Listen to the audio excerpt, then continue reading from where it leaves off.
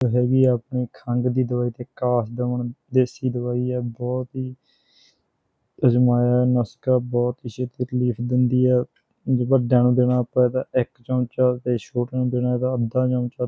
ਦੇਸੀ ਚੀਜ਼ਾਂ ਪੈਂਦੀਆਂ ਇਹਦੇ 'ਚ, ਘੱਟੋ ਘੱਟ 10-15 ਦੇਸੀ ਚੀਜ਼ਾਂ ਪੈਂਦੀਆਂ। ਜ਼ੁਕਾਮ ਦਾ ਪੱਕਾ ਹੱਲ ਆ, ਜੇ ਜਿੱਦੀ ਜ਼ੁਕਾਮ ਹੋਵੇ ਉਹਦਾ ਹੱਲ ਆ ਕਾਸ ਦਮਨ ਦਵਾਈ ਆ, ਦੇਸੀ ਦਵਾਈ ਹੈ, ਬਹੁਤ ਹੀ ਪੁਰਾਣਾ ਨੁਸਖਾ। 1 ਚਮਚ ਤੜਕੇ ਲੈਣਾ, 1 ਚਮਚ ਹੱਥ ਨੇ ਲੈਣਾ, ਬਹੁਤ ਹੀ ਵਧੀਆ ਦੇਸੀ ਦਵਾਈ ਹੈ। ਕੀਮਤ ਦੀ ਗੱਲ ਕਰਗੇ ਆਪਾਂ ਨੂੰ 17 ਰੁਪਈਆਂ ਦੀ ਮਿਲਦੀ ਹੈ, ਕਿਸੇ ਵੀ ਮੈਡੀਕਲ ਸਟੋਰ ਤੋਂ ਆਮ ਹੀ ਮਿਲ ਜਾਂਦੀ ਹੈ।